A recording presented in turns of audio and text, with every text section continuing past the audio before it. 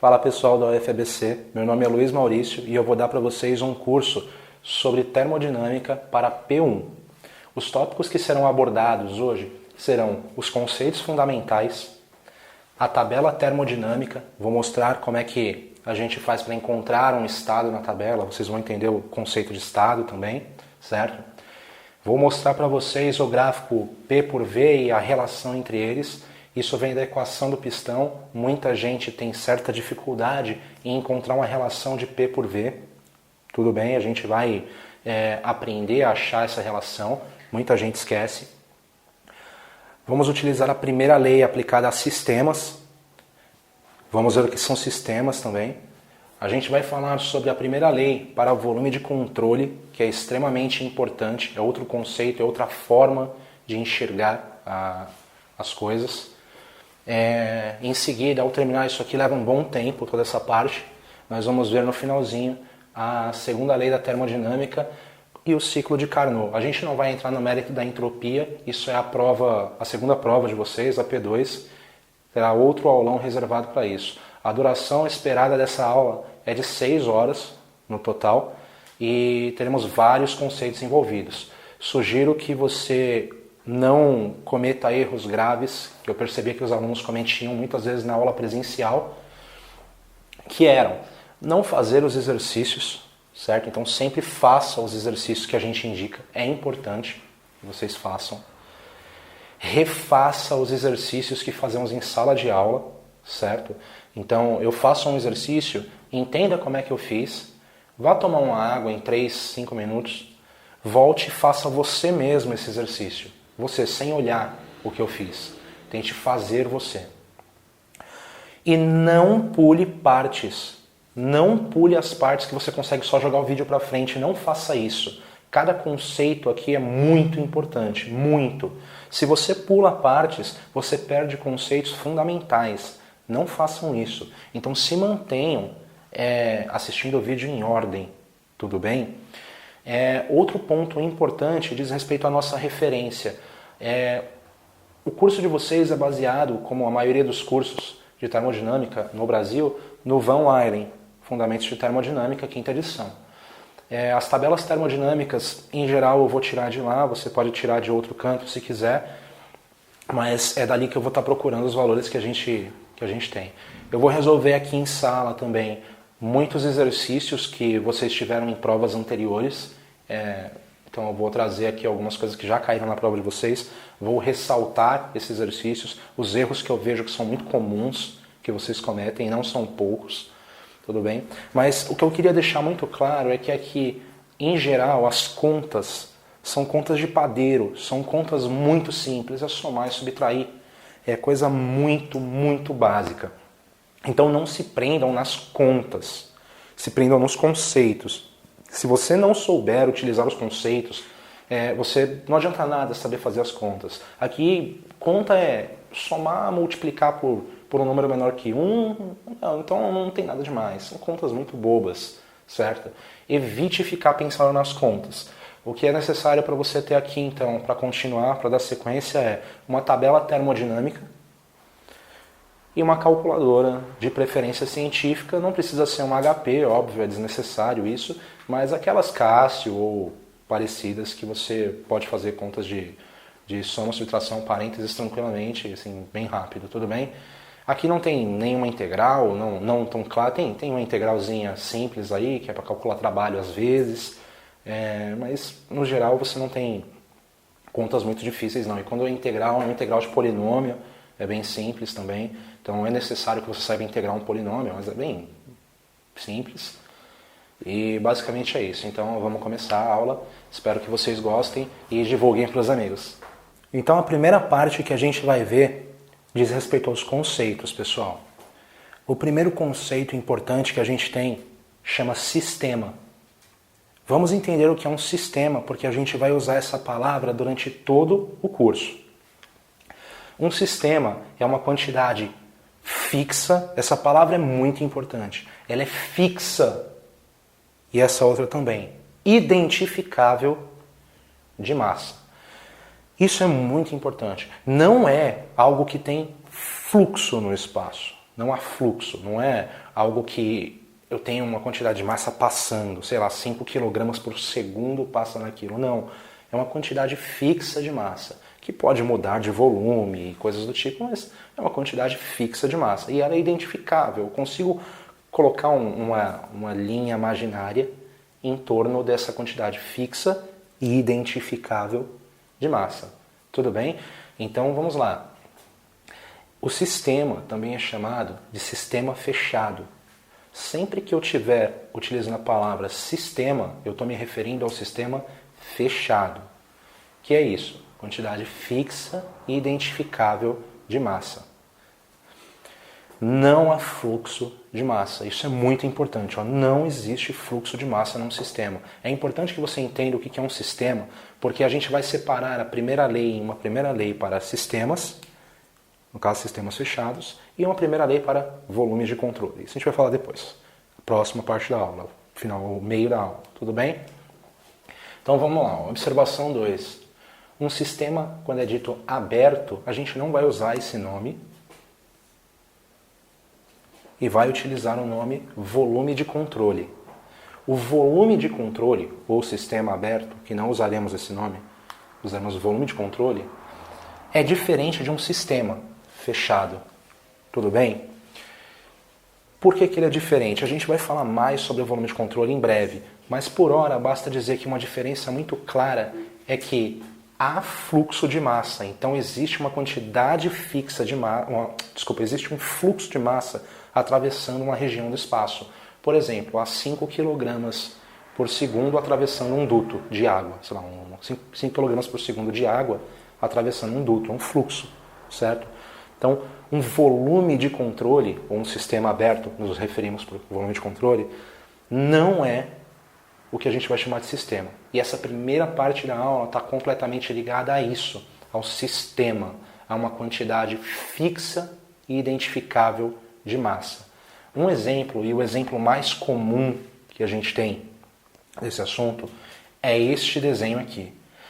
É um cilindro, que a gente chama, o cilindro é o contorno aqui, a caixa, e esse cara aqui, ó, que fica subindo e descendo, é uma tampa, certo?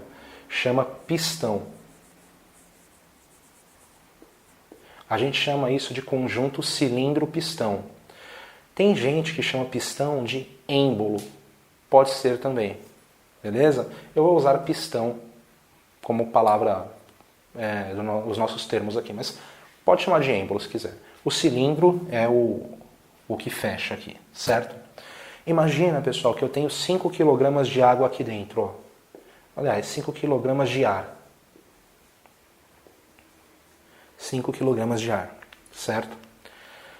Todo mundo enxerga que essas 5 kg de ar, esses 5 kg de ar estão confinados entre o cilindro e o pistão.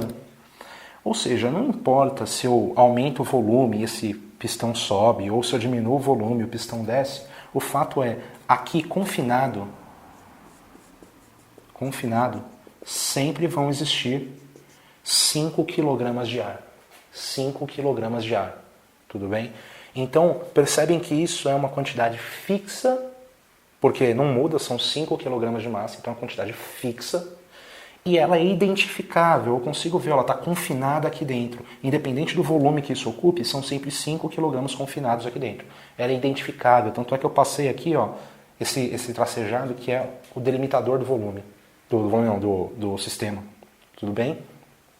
Então esse cara aqui, ó, que a gente põe é o nosso sistema.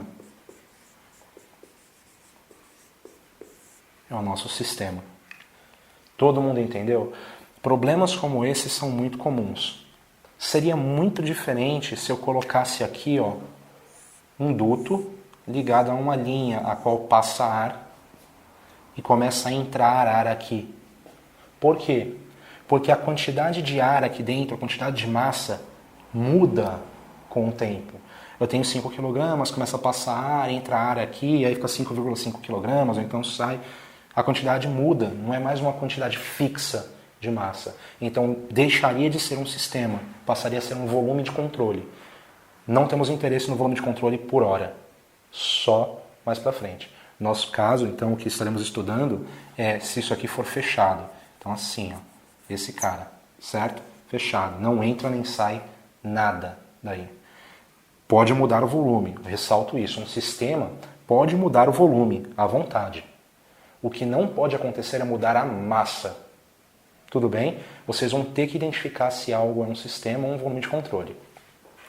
O próximo conceito importante que a gente tem é o conceito de estado. Esse é o conceito mais importante na resolução de exercícios. O mais importante. Se você não tiver claro na sua cabeça o que é um estado e o que é um processo, muito provavelmente você vai se dar mal na prova. Então, para nos darmos bem na prova, o que a gente precisa é entender o que é um estado. Um estado, pessoal, é uma foto de um sistema. Foto entre aspas. É uma foto do sistema. Percebam que quando a gente tira uma foto, você não enxerga movimento do sistema. Eu não posso falar assim, olha, ele liberou 50 kJ de energia. Não posso falar isso. Por quê? Porque liberar alguma coisa é enxergar o que acontece no tempo, né? Ele leva um tempo para fazer isso. E numa foto eu não enxergo isso. Numa foto eu enxergo o quê? A energia dele é tanto. Isso é uma foto. Estático o negócio. Todo mundo entende? Então, olha só, o estado é uma foto do sistema. Então, vamos supor que eu te tenho uma foto e eu vou chamar isso de estado 1. Estado 1. A gente pode ver um conjunto de coisinhas nesse sistema. Já falo o nome dessas coisinhas. Primeira coisa que eu consigo ver é temperatura e pressão do sistema, certo? A temperatura pode estar em graus Celsius ou pode estar em Kelvin. Às vezes ele dá em Fahrenheit, mas em geral em Celsius ou em Kelvin. A maioria das tabelas estão em graus Celsius, salvo algumas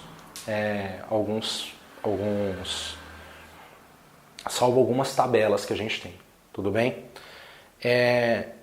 A pressão a gente indica em geral por P maiúsculo e em geral ela é dada no sistema de unidades. Quilopascal ou megapascal. Depende de como a gente está, de qual tabela, aliás, qual ordem de grandeza que a gente está analisando. Tudo bem? Claro que pode ser dado em ATM ou bar. E para nosso efeito aqui, um bar é a mesma coisa que um ATM, para o efeito das nossas contas. Tudo bem? As tabelas em geral trazem essas duas unidades para a gente. Outra coisa que a gente consegue enxergar bem no sistema é o que a gente chama de energia interna. Por que a gente escreve com letra minúscula? Porque se um sistema for muito grande, ele pode ter uma grande quantidade de energia. E se o sistema for pequeno, no sentido de pouca massa, quando eu falo sistema grande e sistema pequeno, eu estou falando em massa. Obviamente, ele vai ter uma menor quantidade de energia. Só que então não faz sentido eu fazer uma tabela para cada quantidade de massa que eu tiver. Sei lá, se tiver 5 kg, eu mudo a energia, então eu mudo uma tabela. Não. Se eu tiver 10, eu mudo uma outra tabela. Não. 10 kg. Eu faço o quê? Eu crio um cara que é energia por unidade de massa. Isso aqui então é dado sempre, ou quase sempre, em kJ por quilograma. A energia interna, pessoal, por hora, é a energia que a gente consegue enxergar no sistema, numa foto. É a energia que a gente consegue enxergar, que não é cinética nem potencial. Então, olha só, pra gente, tá? Não é essa a melhor definição, mas pra gente, a gente vai pensar assim. Quando eu tirar uma foto, eu só posso ver 3 tipos de energia. 3. Ou é cinética, ou é potencial, ou é interna. A cinética diz ao movimento do baricentro do sistema. Se não tiver com velocidade, não tem energia cinética. A energia potencial diz a altura do sistema. Se não tiver uma altura aí no sistema de referência, tal, não tem energia potencial. E a energia interna é tudo que sobra pra gente. De energia que eu consigo olhar e ver. Tudo bem? Numa foto. Existe um outro tipo de energia que não é nem de fato um outro tipo de energia. É só um termo matemático que a gente coloca aqui para que algumas vezes vão aparecer mais em volume de controle, tudo bem? Que chama entalpia. Por incrível que pareça, isso aqui também é quilojoule por quilograma. Por quê? É energia por unidade de massa. Porque quando eu coloco sempre com letra minúscula, eu não falo só quilojoule. Eu falo quilojoule por unidade de massa, porque aí eu crio só uma tabela. E aí, sei lá, vamos supor que eu achei aqui e o Uzinho, certo? A energia interna tem 500 kJ por quilograma. Se eu tiver 2 kg, eu pego 500 kJ e multiplico por 2. Então, 1000 kJ o total. Tudo bem? Então, o que é esse H? Esse H, vocês vão ver quando aparecer, não dê muita atenção para ele agora não, mas o H, por si só, ele é o Uzinho da foto, eu tirei uma foto, somado com a pressão multiplicado pelo volume específico. Eu já falo o que é esse volume específico. Tudo bem? É a mesma coisa. Então, é claro que algumas tabelas, como a tabela da água, em geral, já dá pra gente esse cara calculado, o H. Tem uma tabela, se você procurar a tabela termodinâmica da água, a gente vai falar dela, você vai perceber que o H é tabelado e o U é tabelado. Mas existem tabelas que só fazem o quê? Tabelam o Uzinho, ou tabelam só o Hzinho. Por quê? Porque eu consigo obter um a partir do outro. Se ele tabelou o Hzinho, basta eu calcular o U fazendo o quê? Hzinho menos PVzinho. Se ele deu o Uzinho e eu quero o H, Uzinho mais PVzinho. Tudo bem? Tá. O que é esse volume pequenininho aqui? Esse Vzinho? Esse Vzinho, galera, é chamado de volume específico. E ele é dado por metro cúbico por quilograma. De novo, não faz sentido eu avaliar um sistema, que tenha, sei lá, as mesmas propriedades, já falo um pouco sobre o termo propriedades, mas tem as mesmas propriedades, mas um deles tem 100 metros cúbicos e outro dele tem 1 metro cúbico. Não faz muito sentido eu ficar fazendo uma tabela para cada um. Então eu crio também por unidade de massa. É óbvio que a gente tem aqui que o volume específico é o volume total dividido pela massa do sistema. Simples assim. Decorem isso aqui, ó. É muito importante. Não precisa nem decorar, mas é importante que você saiba isso aqui, ó. A definição de volume específico. Presta bem atenção e deixa bem anotado isso no seu caderno. Se ele me der volume específico e massa, eu consigo o volumão. Se ele me der volumão e massa, eu consigo o voluminho. Se ele me der voluminho e volumão, eu consigo a massa. Prestem bem atenção porque é muito comum isso nos exercícios. Ele dá 2 dessas 3 e a gente tem que achar o outro para dar sequência no exercício. Tudo bem? Então prestem bem atenção. Pessoal, numa foto, esse conjunto de coisas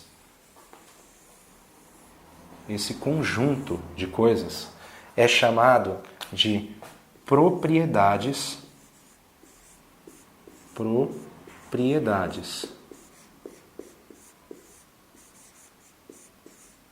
E as propriedades, pessoal, mudam com o estado. Então, assim, o que é um estado? É um conjunto único de propriedades. Se eu alterar uma propriedade, eu altero o estado. Então, olha só, é muito importante que vocês entendam. Vamos supor que eu tenho um cara que está a 300 Kelvin, com, sei lá, a 100 graus Celsius, a 200 kPa, com 500 kJ por quilograma e 0,3 metro cúbico por quilograma. Estou chutando aí algumas propriedades. Se eu alterar, sei lá, a temperatura, eu alterei as propriedades. Então, é um estado diferente do estado inicial. São estados completamente diferentes. Tudo bem? Vocês entendem o que é isso? Agora, eu vou falar um pouco de como determinar esses estados, mas daqui para frente eu vou usar a palavra propriedades. Sempre que eu falar de uma propriedade de um sistema, eu estou me referindo a esses caras aqui, ó. Tudo bem? São esses caras. Então vamos lá. O próximo conceito importante que a gente tem que tomar cuidado é de processo. O processo é o caminho entre dois estados. Isso é muito importante também. A gente sabe que o estado é uma foto. Imagina agora que eu tiro uma foto do meu sistema, passa um certo tempo, eu mudo pressão, mudo temperatura, mudo um monte de propriedades e eu tenho um novo estado depois de um tempo. Houve um processo entre um estado e outro, onde as propriedades mudaram. Isso é muito importante. Num processo existe a mudança de propriedades. Então eu saio de um estado e vou para o outro. Esse caminho entre um e outro chama processo. Eu até coloquei aqui, é um filminho. A gente não vê mais em foto. Não tem como tirar uma foto de um processo. Porque se eu tirar uma foto, eu estou pegando o quê? Um estado intermediário, um conjunto de propriedades. O que era uma propriedade mesmo? Uma propriedade era ou pressão, ou temperatura, ou entalpia, ou energia interna, ou volume específico. Essas são as propriedades que a gente tem. O volume também é uma propriedade. A gente vai tratar de propriedades por unidade de massa sempre. Tudo bem? Então, o que acontece? Vamos dar uma olhada exatamente no que acontece no caminho entre essas coisas. No caminho, pessoal, imagine que eu tenho aqui um estado 1. Esse aqui, ó, estado 1, chamei de E1. E1. Esse aqui é um estado 2, E2. Então é o seguinte, aqui ó, eu tinha uma pressão 1, aqui eu tinha uma temperatura 1, aqui eu tinha um volume específico 1, uma energia interna 1, eu tinha uma entalpia 1. Aqui eu tenho outros, sei lá, um P2, um T2, uma energia interna 2, uma entalpia 2, um volume específico 2. É claro, pessoal, é claro que algumas dessas propriedades podem ser iguais, não tem problema. Sei lá, só mudei a pressão e a temperatura, o resto ficou igual, não sei. Houve uma mudança em alguma delas. Quando alguma delas muda, eu falo que eu mudei de estado, do estado 1 para o estado 2. Entre um estado e outro, nesse percurso que ocorreu aqui, chamado processo, pode existir uma liberação de energia. Olha que importante, uma liberação de energia para o meio ou para outro corpo que não seja o nosso. Como que chama essa energia? Como é que eu identifico isso? Para identificar essa troca de energia que acontece no processo, a gente precisa nomear algumas coisas. Então, olha só, a parte que não é sistema, a gente chama de meio. Esse negocinho, ó, que divide, isso aqui, ó, esse azul que contorna, que divide o meu sistema do meio, é chamado de fronteira. E a fronteira é muito importante para nós. Tudo bem? Por que ela é importante? Porque num processo, alguma quantidade de energia pode atravessar a fronteira. Presta bem atenção nisso. Atravessa a fronteira. Então sai daqui e vai para fora. Entendeu? Essa energia aqui, eu vou desenhar um estado genérico aqui, ó. Essa energia que atravessa a fronteira, ó, tá aqui, atravessou, pode vir em duas formas, ou de trabalho ou de calor. É por isso que eu não falo que trabalho e calor é uma propriedade, eles não são. Calor não é propriedade de sistema, não é propriedade, porque uma propriedade é vista numa foto. Temperatura, pressão, energia interna, entalpia, volume específico. O calor e o trabalho não são vistos na foto. O calor e o trabalho são vistos no processo, atravessando. Só dá para ver calor e trabalho num filme. Tudo bem? Num filminho. Se eu tirar uma foto disso aqui, só o estado 2, olhei só para cá, eu não consigo enxergar nada atravessando. Não dá. Por quê? Porque eu só consigo enxergar na foto propriedades. Propriedades. Então, calor e trabalho não são propriedades. Tudo bem? Eu enxergo calor e trabalho só no processo entre dois estados. Sendo assim, vamos definir qual é a diferença entre calor e trabalho. Vamos definir o que é calor, vamos definir o que é trabalho. E, mais importante, como que eu identifico isso aqui? É o seguinte, pessoal. Calor é uma energia. Se a energia, pessoal, é em quilojoule, que atravessa a fronteira em um processo. Olha bem isso aqui, ó. Atravessa a fronteira, tá? Não é propriedade. Atravessa a fronteira. E eu só vejo isso num processo. Mas olha só, calor também é uma energia que atravessa a fronteira no processo. Calor e trabalho. É assim. Olha a diferença. O calor é a energia que atravessa a fronteira em um processo por diferença de temperatura. DDT é diferença de temperatura. Então, olha só, eu chamo de calor. Então, vamos supor assim, existe energia que atravessa a fronteira. Ela pode ser calor ou trabalho. Eu chamo ela de calor se a causa dessa energia que atravessou é diferença de temperatura. Caso contrário, eu chamo de trabalho. Trabalho são outras energias que atravessam a fronteira, mas não são calor, ou seja, não são causadas por diferença de temperatura. Então, como é que eu escrevo calor? Calor para a gente é Q, quilojoule. Trabalho para a gente é W. Certo? Os dois são maiúsculos, tá bom, pessoal? Quilojoule também aqui. É importante ressaltar para vocês que o calor e o trabalho não estão tabelados, uma vez que só se tabela propriedade. E o calor e o trabalho não são propriedades.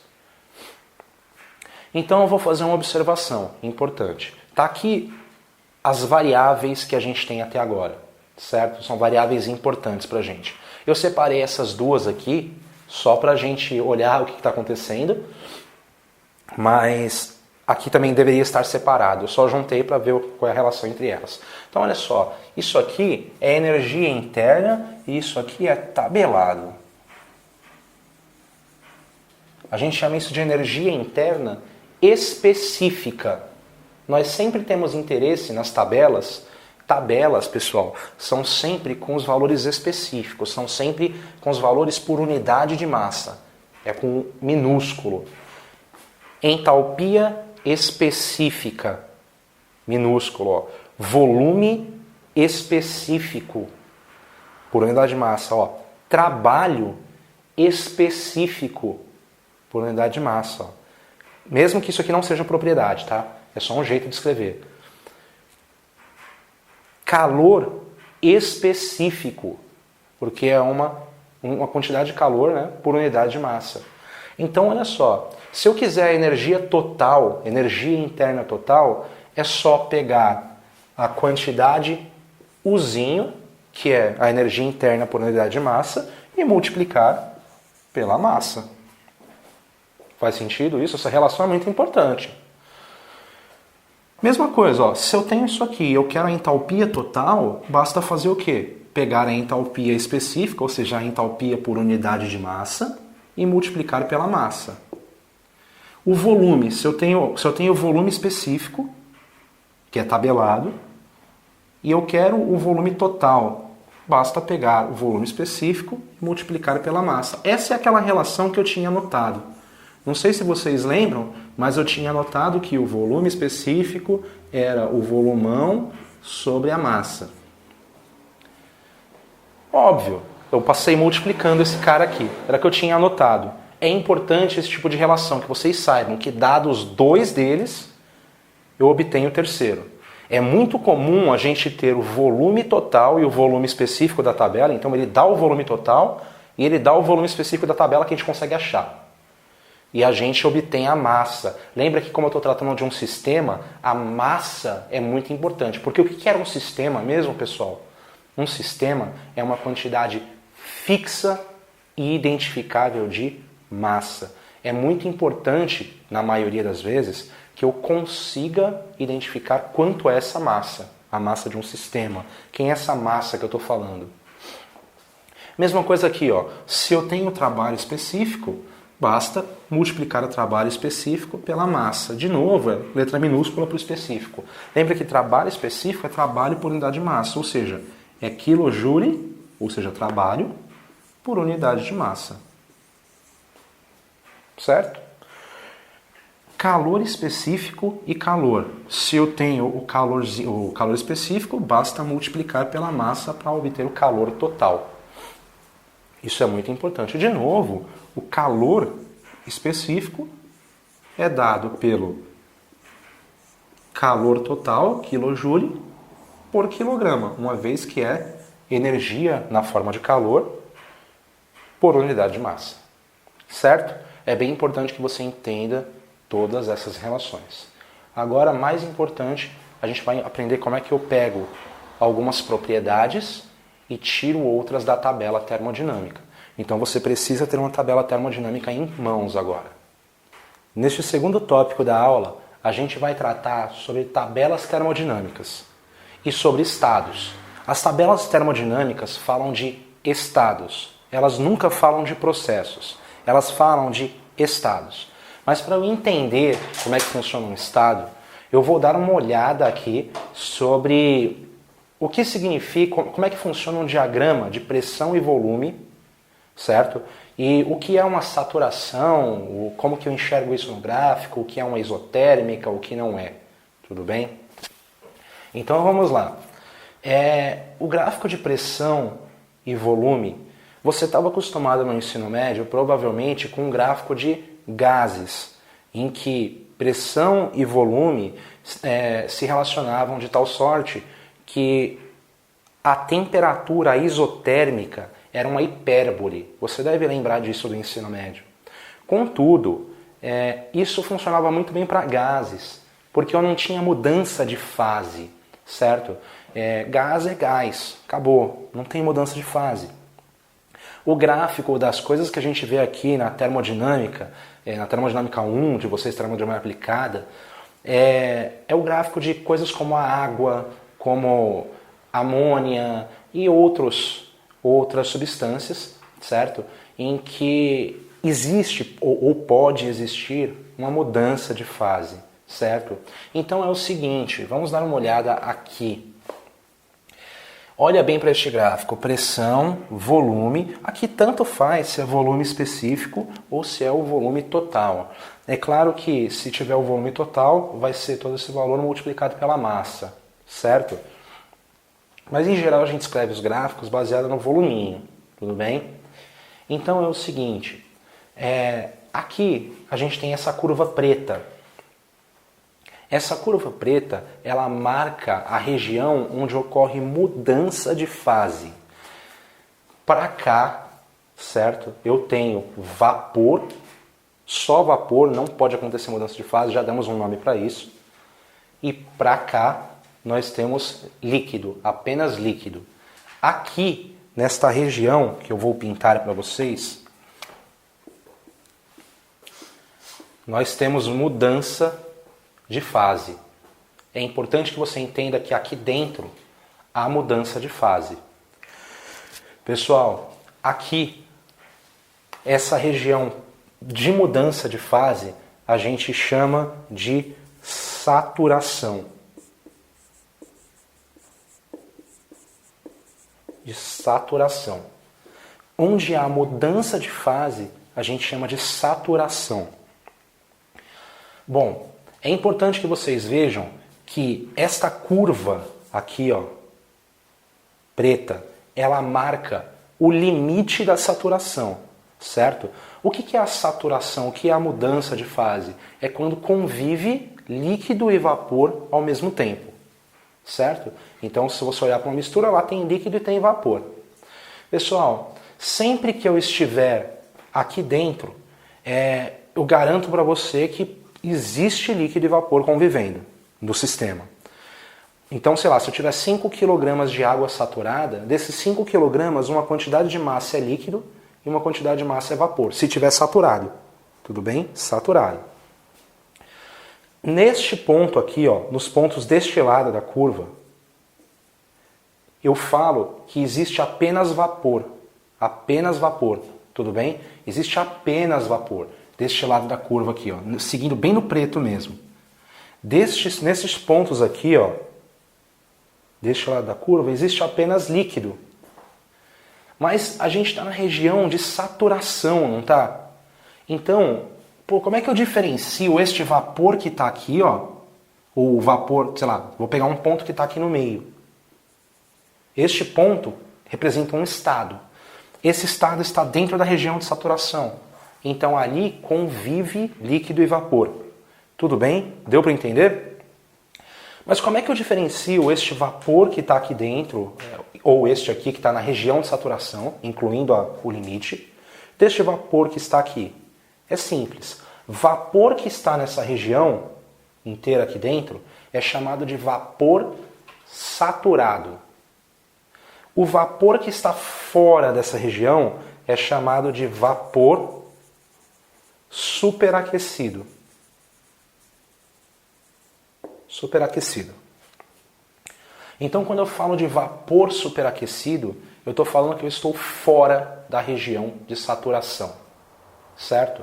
A mesma coisa para líquido. Como é que eu diferencio esse líquido que está aqui na região de saturação, ou sei lá, estou nesse estado aqui, certo? Um pontinho marca um estado. Estou nesse estado aqui e tem líquido aqui dentro e tem vapor aqui dentro. Como é que eu diferencio esse líquido que está aqui, que convive com vapor e tal, desse líquido aqui de fora, que não convive com nada? Bom, o líquido que está aqui dentro eu chamo de líquido saturado, pois ele está dentro da região de saturação. O líquido que está aqui fora eu chamo de líquido comprimido. Tudo bem? Líquido comprimido. Bom, pessoal, eu quero mostrar uma coisa muito importante para vocês nesse gráfico, mas para isso eu preciso apagar essa figura e redesenhá-la. Tudo bem? Então vamos lá. Me empreste o apagador. Muito obrigado. Então é muito importante, pessoal, que vocês entendam neste gráfico onde é a região de saturação e onde que é a região de líquido comprimido e a região de vapor superaquecido. Então está aqui, ó, o mesmo gráfico, volume específico, pressão. Aqui está a curva de saturação. Como é que é o nome disso aqui mesmo, dessa região? Região saturada, região de saturação. Essa é a curva de saturação. Ela marca o limite da saturação. Aqui chama vapor superaquecido, aqui chama líquido comprimido. Pessoal, se você me perguntar como é que estão as curvas de temperatura constante, como que eu coloco neste gráfico? Assim, ó. As curvas de temperatura constante, elas são decrescentes fora, constantes aqui e decrescentes aqui. Então, sei lá, vou colocar aqui, ó, 300 graus Celsius. Certo? Que você, no gás, para você, o que era uma hipérbole, lembra? Do PV era uma hipérbole. Aqui não é uma hipérbole. Aqui ainda é decrescente, mas na região de saturação ela é uma linha horizontal. Isso é bem importante porque, lembra, sei lá, vocês conhecem bem, né? Água, quando ela está mudando de fase de líquido para vapor, a temperatura fica constante, né? Lembra disso? Na mudança de fase, a temperatura é constante. A gente tinha até aquele negócio Q igual a ML, lembra? O Q igual a MC delta teta, que macete, coisa do tipo, no ensino médio, que a gente não usa aqui. Mas o fato é, faz sentido esse gráfico para vocês? Na região de mudança de fase, né, de saturação, a temperatura é constante. Mas olha que engraçado, a temperatura é constante e a pressão é constante. Então, vou pegar outra temperatura menor aqui, ó. Essa temperatura aqui, ó. certo? Vou chamar isso aqui, sei lá, de 100 graus Celsius. De novo, ó, uma região decrescente, aqui é constante. A temperatura na mudança de fase é constante. E aqui volta a cair.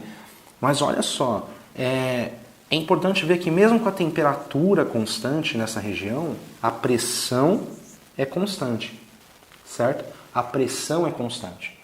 Então, é importante que você veja que na saturação, na região de saturação, vamos dar uma olhada aqui, ó, na região de saturação, a pressão e a temperatura são dependentes uma da outra, certo? Na região de saturação, se eu te falar, olha, a temperatura é tanto e está ocorrendo mudança de fase, ou sei lá, a temperatura é 100 graus e está ocorrendo mudança de fase, eu conheço claramente qual é a pressão que isso acontece, porque aquela parte constante me leva para uma pressão constante. Tudo bem? Faz sentido para vocês?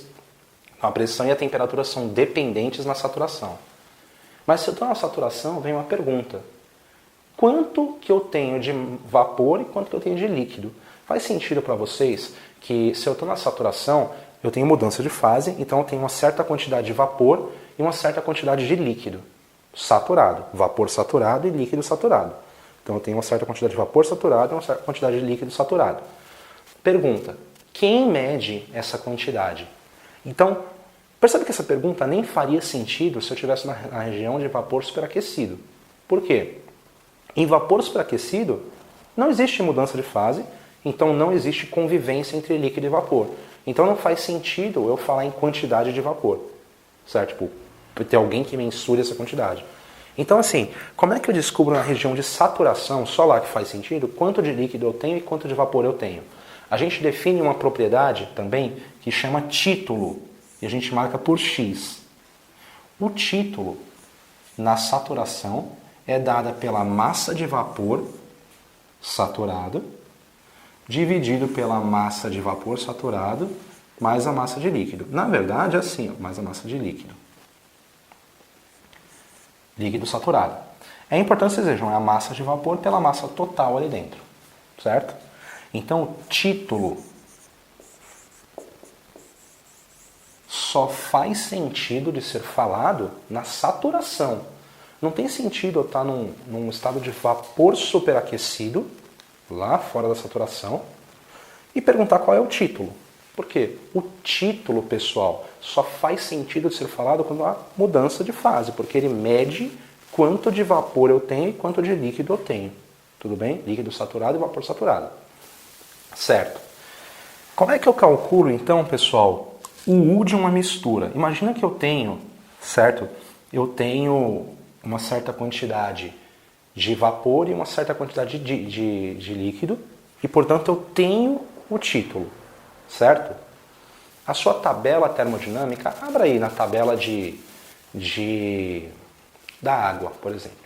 Você vai ver que as colunas mostram para você um tal de UV e um tal de UL, um tal de HV e um tal de HL, um tal de Vzinho V e um tal de Vzinho L. Esquece o S que tem do lado, esquece. Pessoal, é importante que vocês entendam o que é esse HV, HL, UV, UL. O que é isso? O que é UV? UV é a energia interna que eu tenho onde? No vapor saturado. O que é o UL? O L é a energia interna que eu tenho no líquido saturado. Só que, eu tô onde? Numa mistura. Então tem uma certa quantidade de vapor e uma certa quantidade de líquido. Como é que eu calculo, então, a energia interna total dessa mistura? É simples. Você pega o título e multiplica pelo U de vapor.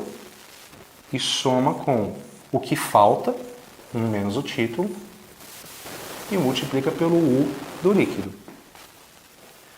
A mesma coisa acontece para o Vzinho.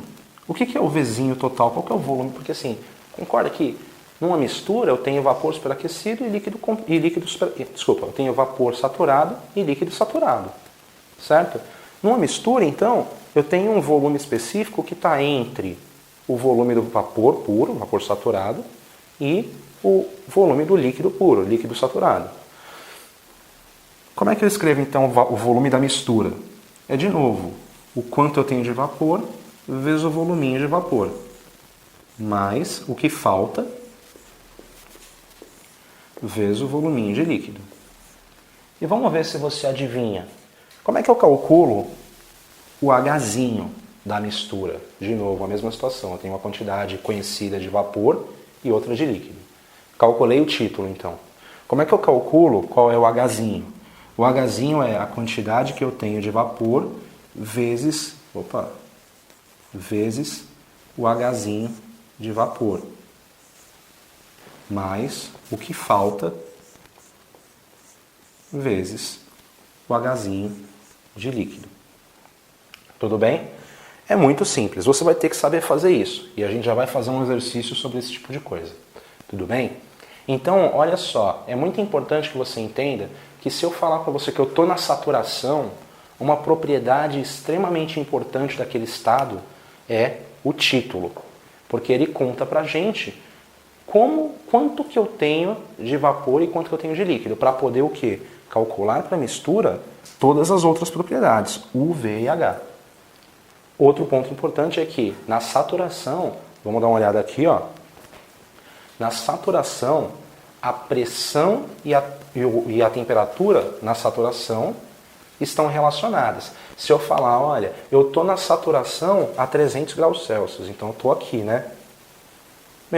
A pressão está definida, é essa. Certo? Se eu falar, olha, eu estou a 100 graus Celsius, na saturação, eu estou aqui, a pressão está definida, é essa.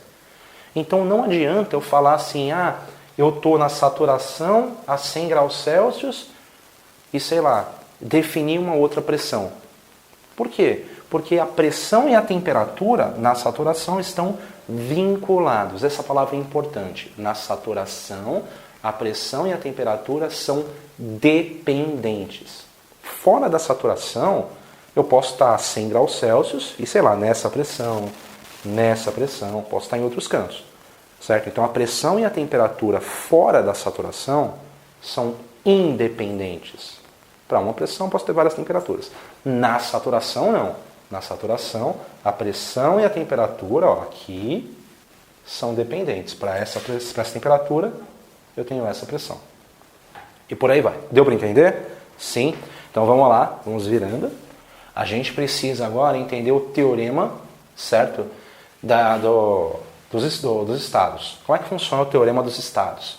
Ele fala o seguinte: se eu tiver duas propriedades independentes, então sei lá, eu tenho a entalpia e eu tenho a pressão, são independentes. Ou, sei lá, eu tenho a pressão e a energia interna, a temperatura e o volume específico. Se eu tiver só duas, o estado está determinado. Ou seja, o que significa isso? Você vai ouvir eu falar bastante sobre determinar o estado. Determinar o estado, ou seja, um estado é dito determinado se eu posso obter todas as demais propriedades usando a tabela. Então é muito importante, pessoal, que vocês percebam que se eu tiver duas propriedades independentes, eu consigo todas as demais. Um ponto importante aí pra gente, pessoal, é o seguinte, que o quê? Assim, um ponto importante pra gente é que na saturação eu não posso falar que a pressão e a temperatura são independentes. Então mesmo que eu diga pra você, olha, eu tô na saturação, a pressão é 100 graus Celsius, a temperatura a pressão é 100 kPa e a temperatura é 100 graus Celsius. Não adianta, pessoal. Por quê? Elas já estão vinculadas, elas não são independentes. Agora, se eu falar para vocês outra propriedade, aí sim, pessoal, estará determinado. Agora, como que eu vou fazer para determinar isso na tabela? Vou dar exemplos e a gente vai resolver. Então, vamos fazer a nossa primeira série de exercícios. Se trata basicamente de encontrar estados, ou seja, verificar se o estado está determinado. Eu não estou falando que está, Eu quero que você identifique, nós vamos identificar se os estados que eu dei aqui estão determinados e por que estão. E lembra o que é estar determinado? Um estado determinado? É eu conseguir encontrar todas as outras propriedades na tabela, certo? Então, o que vai acontecer? Eu vou dar para você aqui os valores e vou ensinar na tabela, vocês vão ver aí no cantinho, como é que eu estou procurando no celular. Está aqui, ó, o celular, tenho usado. Vocês vão ter acesso direto ao que eu estou fazendo. Então, vamos lá. Água a 200 kPa e 900 graus Celsius. Primeira coisa que eu tenho que verificar é se foram dadas duas propriedades independentes. Isso é importante. Duas propriedades independentes. A nossa referência, pessoal, você vai ver, é sempre a saturação. Então, ó, vocês vão pegar a tabela de vocês. Vocês vão abrir na saturação. Vocês vão abrir na saturação, procurar 200 kPa. Vocês vão ver que a tabela é dada primeiro, a saturação é dada primeiro em temperatura. Então, a primeira coluna é temperatura. Só que as pressões são quebradas. E ele também dá em pressão, com a pressão inteira. Então vamos para a pressão, procurar 200 kPa. Está aqui, ó. 200 kPa. A segunda propriedade é a temperatura na saturação, certo? Então a 200 kPa, a temperatura é de 120,23 graus Celsius para estar saturado. Vocês sabem que a nossa temperatura está em 900 graus Celsius. Eu estou com uma temperatura muito superior à temperatura que está aqui. É superior à temperatura de 120. Então, como eu estou muito acima da temperatura de saturação, eu estou onde? No superaquecido. Então, aqui está determinado, são duas propriedades independentes, é vapor superaquecido, certo? Agora, para obter as propriedades, agora que a gente já sabe que é vapor superaquecido, o que nós temos que fazer é o seguinte. Temos que abrir a tabela no vapor superaquecido. Então, vou descendo aqui, saturado, vamos vindo, vapor superaquecido. Tudo bem? Vapor superaquecido. Agora, vamos mostrar a pressão de 200 kPa. Está aqui, ó. 200 kPa. 200 kPa. Esquece, esse do lado é a temperatura de saturação, não precisa dela. 200 kPa. Vamos verificar 900 graus Celsius nessa temperatura, nessa pressão. Então está aqui, 900 graus Celsius. Bom, a primeira coluna em seguida é o volume específico. A segunda é a energia interna e a terceira é a entalpia. Então, a 900 graus Celsius e 200 kPa, eu tenho um volume específico de 2,7 metro cúbico por quilograma. Eu tenho uma energia interna de 3854,49 kJ por quilograma. E eu tenho uma entalpia de 4395,77 kJ por quilograma. Pessoal, é importante que vocês vejam, está aqui, ó, está aqui. É importante que vocês vejam que eu não calculo título. Por quê? Eu estou na região superaquecida. Tudo bem? Superaquecida. Bom, vamos tentar outro agora. Vamos ver água a 1000 graus Celsius e 58,75 metros cúbicos por quilograma. Veja que aqui eu te dei a temperatura e eu te dei o volume específico.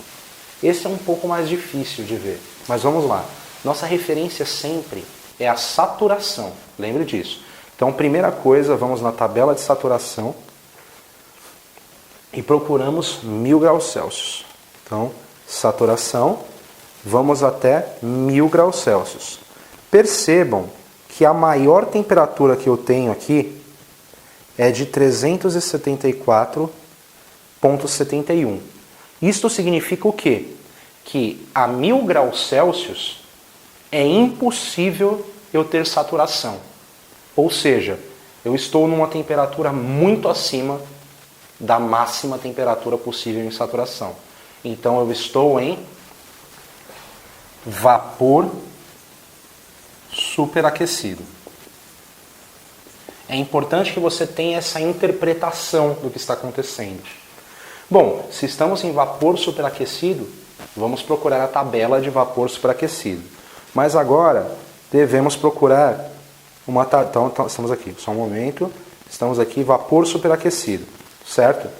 Devemos procurar agora a temperatura e a pressão, porque eu não tenho a pressão, né? Se eu tivesse a pressão, era só procurar a pressão e depois linkar com a temperatura. Aqui nós temos o volume específico e a temperatura. Então nós temos que procurar nas linhas de 1000 graus Celsius quem possui 58,75 metro cúbico. Então, vamos procurar aqui, ó. Percebam que neste caso, a 10 kPa, 10 kPa, 1000 graus Celsius leva para 58,75 metros cúbicos. Engraçado, é o mesmo. Então significa que estamos exatamente nesta pressão que temos, que está aqui, ó. Basta que vocês vejam, 10 kPa. Então nós temos a pressão 10 kPa. Nós temos a energia interna dada por, aqui, só um momento, dada por 4053,01, 4053,01 kJ por quilograma. Muito obrigado. Muito obrigado. 4053,01 kJ por quilograma. E nós temos uma entalpia de 4640,58. 4640,58 kJ por quilograma. Então, o estado está determinado. O volume específico eu tenho, a temperatura eu tenho, a pressão eu tenho, a energia interna e a entalpia. Vamos dar uma olhada aqui. Água a 100 graus Celsius e 101,3 kPa. Então, a nossa referência é sempre a saturação. Vamos na saturação, tabela de saturação. Está aqui. Procuramos 100 graus Celsius. Está aqui. 100 graus Celsius. E vemos que a pressão de saturação é 101,3 kPa. Percebem? É dada a pressão e a temperatura. 100 graus Celsius, 101,3. Então ele me deu a pressão e a temperatura na saturação. Então a única coisa que eu consigo falar é que eu estou na saturação. Mas percebam que na saturação, lembra que eu falei, a pressão e a temperatura não são independentes, elas são dependentes. Portanto, aqui, ó, não está determinado. Não está com o estado determinado.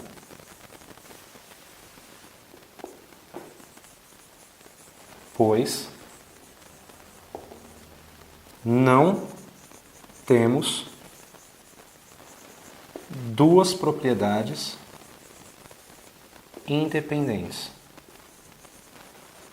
Nós temos duas propriedades, sim, mas elas são dependentes, pois é pressão e temperatura na saturação.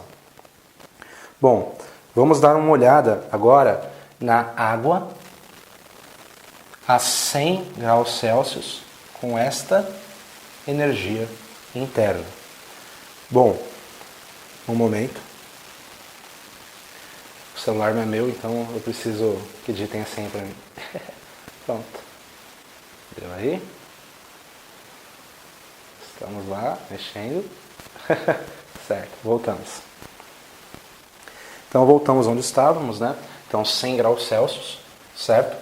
Percebam que a 100 graus Celsius eu estou falando de energia interna. Então a gente vai olhar para a coluna de energia interna. A coluna de energia interna me dá, dê uma olhada aqui, ó, energia interna, e ele me dá 3 colunas, uma de UL, uma de ULV e uma de UV. A coluna de UL, como eu falei para vocês, é a energia interna no líquido saturado. A coluna de UV é a energia interna no vapor saturado. E esse ULV, se você perceber, é o próprio UV menos UL. A gente não vai usar o ULV. Vamos lá.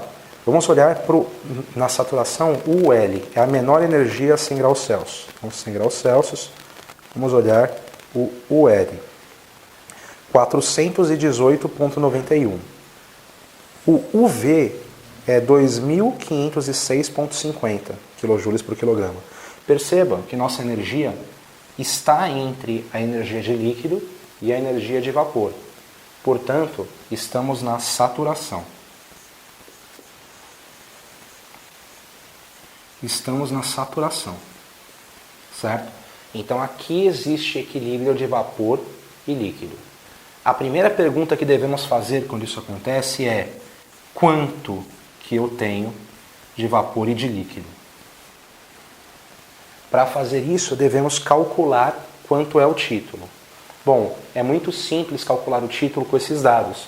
Nós não temos a energia interna da mistura. Vamos lá, vamos fazer. Vocês se lembram então que nós dizíamos que a energia interna da mistura é X vezes a energia interna do vapor mais o que falta, 1 menos X, vezes a energia interna do líquido.